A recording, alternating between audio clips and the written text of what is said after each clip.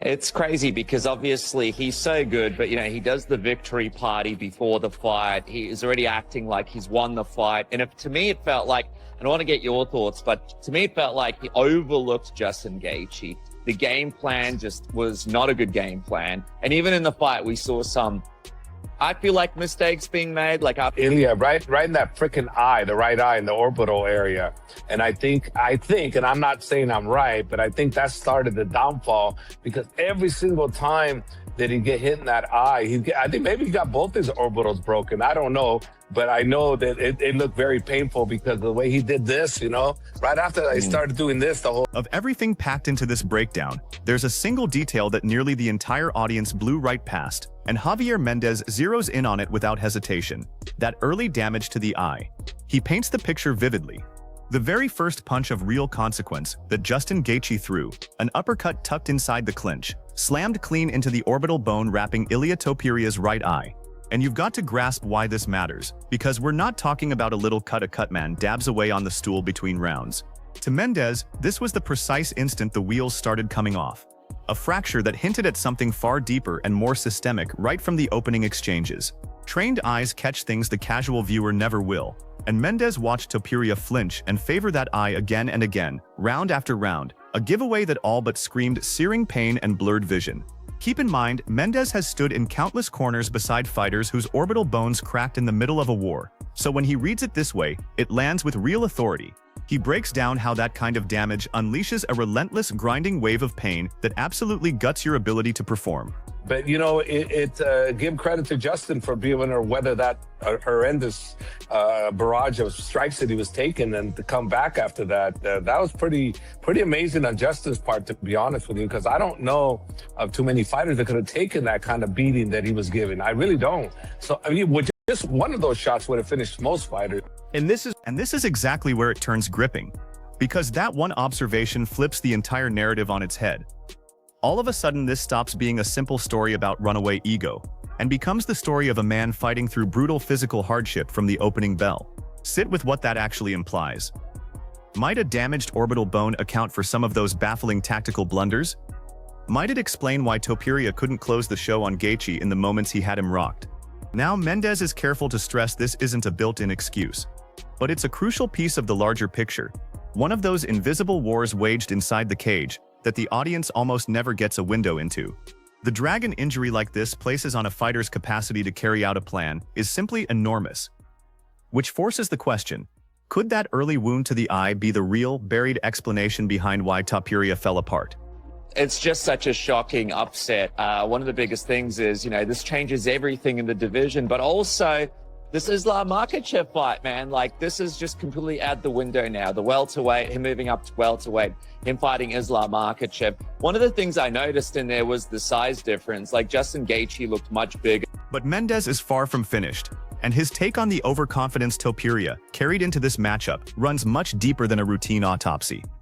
It's a real masterclass in the psychology of fighting, because once you reach the very summit of this sport, mental steel and genuine respect for the man across from you matter every bit as much as raw physical gifts, and arguably more. Topuria appeared to get swept off by the hype machine, all the outside fanfare, the showmanship, the deafening noise, and it drowned out the cold, surgical concentration that a true title campaign demands. And that single slip in judgment, it cleared the runway for one of the most jaw-dropping upsets we've witnessed, hammering home that no competitor, however gifted, is ever safe from the price of taking a rival lightly. The burden of expectation, especially the kind you load onto yourself, can become the heaviest weight a fighter ever carries. Yet here's the real puzzle. Was it purely the mental collapse, or were there physical issues pulling him under too, leaving him exposed to Gaethje's non-stop pressure? Mendez's understanding of fight preparation is the stuff of legend. He's shepherded one champion after another to the mountaintop, and this critique carries nothing personal in it. It's a clean, professional verdict on a basic error that rippled through every round of the contest.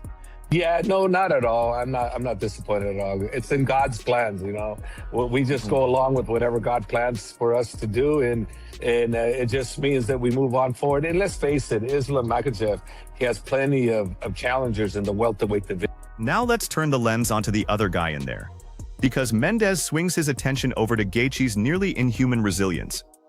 The way he absorbed a savage avalanche of strikes and then came roaring back. And make no mistake, this is anything but a backhanded compliment. This is an elite coach bowing to durability that borders on the supernatural. Mendes describes it as amazing on Justin's part, noting that barely a handful of fighters on the planet could have eaten that volume of punishment and remained upright. He doesn't sugarcoat it. Some of those shots would have switched the lights off on most men in the division. That's just how rare Gaethje's chin and his heart truly are. And this is the very thing that stamps his reputation as a genuine warrior, a man who doesn't merely hand out damage but swallows it by the bucket load. And that blend is precisely what makes him one of the scariest competitors anywhere in the UFC. Because what Mendes is praising here goes beyond the physical. It's the mental grit it takes to grind through that level of hell. And that quality is what sets Gaethje apart from everybody else. It leaves you chewing on a vital question. In a game where skill supposedly reigns supreme, does sheer unbreakable toughness sometimes overrule even the most carefully drawn game plan? We didn't need Topuria for Islam to vault himself in another level. Oh, you know, maybe that Irish guy may decide if he's victorious July 11th, maybe he decides that he wants to go up. Why not? I mean, he's up for the challenge. And once you stack Topuria's early orbital damage back on top of all of this, the entire affair takes on a genuinely tragic depth. What came across as tactical mistakes or sheer arrogance may, in truth, have been a man grappling with blinding pain and disappearing vision from the very first bell. Picture trying to survive the bedlam of a championship-level fight with a cracked eye socket, where every blow and every shift of your head is just one more excruciating jolt of the injury. That utterly transforms the way you read Topuria's night, turning him from a guy who simply showed up flat into a guy displaying staggering bravery just to remain in the fight at all. And Mendes, leaning on a lifetime of experience, knows exactly how crippling wounds like this can be. How they can completely rewrite the ceiling of what a fighter is able to do, no matter how flawless the training camp was. None of this chips away at Gaethje's win.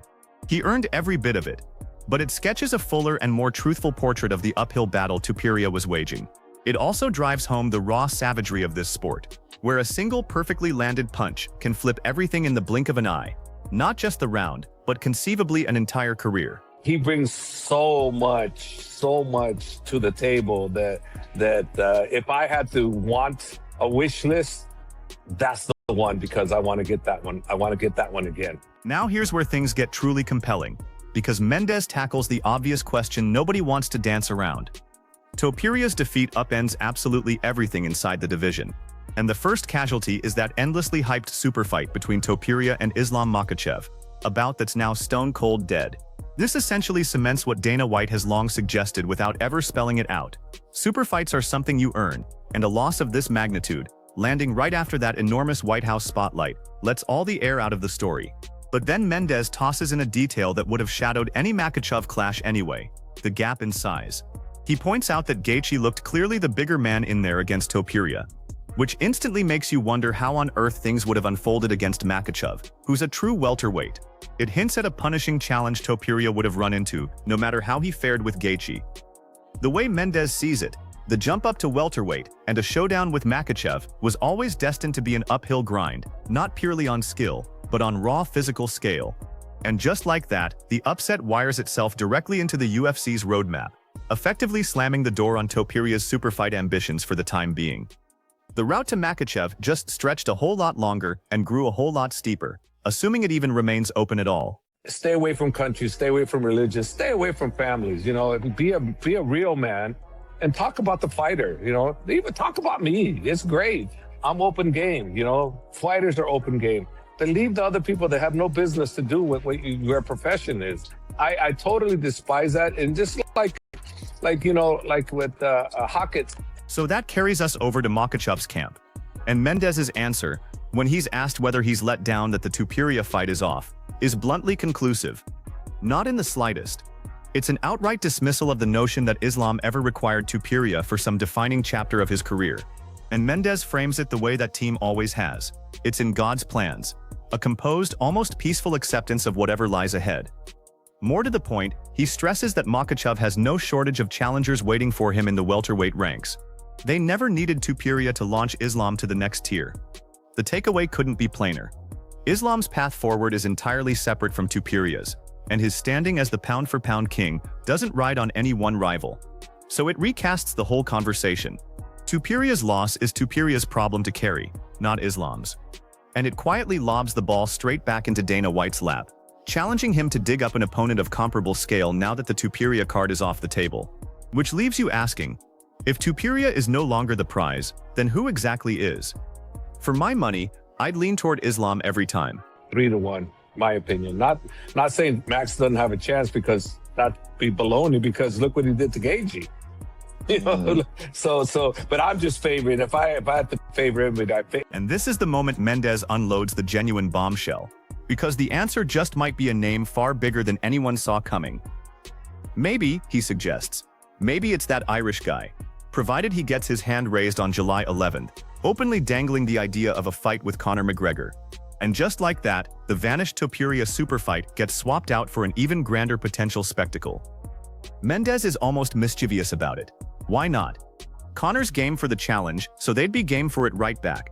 And understand, this isn't about born of organic divisional climbing. This is pure box office, a money fight of monumental scale. The timing of the remark, dropping right behind all the Topuria chatter, shows you just how quickly that camp spun the conversation in a new direction. It's basically Mendes signaling to the UFC that Topuria may be gone, but something far larger just split wide open. To a lot of fans, this was never Plan B at all. This is Plan A, a fight that rises above the sport and turns into a worldwide event. In fact, Mendes goes the whole distance and declares that a McGregor versus Makhachev showdown could very well be the biggest fight in UFC history. And that's not hollow exaggeration. It's grounded in a deep, venomous rivalry and the unrivaled commercial gravity McGregor still carries. You can feel Mendes's personal investment when he more or less admits that if he could write his own wish list, that's the one he'd circle. He's reaching back toward the electric, almost crackling buildup of Khabib versus McGregor. That singular atmosphere where, as he puts it, they booed us, but they loved us. That hunger to relive that nearly gladiatorial energy tells you everything about the emotion fueling this matchup. It isn't merely about a win. It's about belonging to a cultural moment. And remember, Khabib's victory over McGregor smashed the all-time UFC pay-per-view record. So none of this is make-believe economics. With the personal bad blood, the history, and the sheer wattage of the stars all crashing together, this is the fight that could obliterate every record on the books. But there's a sharp edge running through all of it, because Mendes delivers a flat, unsparing message about the bad blood that still lingers with McGregor. Stay away from countries, stay away from religions, stay away from families. That isn't simply a critique, it's a moral boundary set down by a legendary coach, echoing feelings that have smoldered inside that camp ever since the original McGregor feud. He's pleading with fighters to be real men and keep it about the fighter, because trash talk between rivals is fair territory. But personal shots at people outside the cage are entirely off limits. It exposes just how deep and unforgiving this hatred still runs, and exactly why any future meeting would haul along an immense weight of history. Mendes makes it plain this isn't only about hyping a fight. It's about holding McGregor to account for crossing lines that, in their eyes, should never be touched. A potential McGregor bout wouldn't be your standard title defense. It would be a deeply personal mission for payback, charged with an intensity you almost never see in sports. And yet, and this is what earns Mendes so much respect, even carrying all that personal poison, he offers a strikingly fair prediction about McGregor's looming fight against Max Holloway. He says it outright. If Conor actually turns up, he favors him 3-1 in his own estimation. That's a man capable of fully divorcing his personal grudges from his professional read. His logic is built on cold fight metrics, the natural talent and physical edges McGregor brings when he's at his peak. But notice that all-important caveat. If Conor turns up, because there are real nagging doubts about his commitment and focus after years of inactivity and ventures outside the cage, it speaks to Mendes's integrity that he'll credit an enemy when the film demands it. And it frames the larger picture. If McGregor can show up and win, a fight with Makhachev becomes a legitimate, planet-stopping blockbuster. But before any of that can happen, Makhachev has his own path to travel, with other surging contenders banging on the door at welterweight. So the real question becomes, who does Mendes view as the most dangerous stylistic test for Islam, hype aside? And that leads us to the truth almost nobody wants to admit out loud. And Topuria himself proved it in the way he answered this loss. Because when it was all said and done, beaten and broken, he offered up no excuses. Success in this sport isn't complicated, it's just brutally hard. There's no detour around the discipline, the focus, and the respect it demands. So drop the excuses, put that into action today, and watch what happens.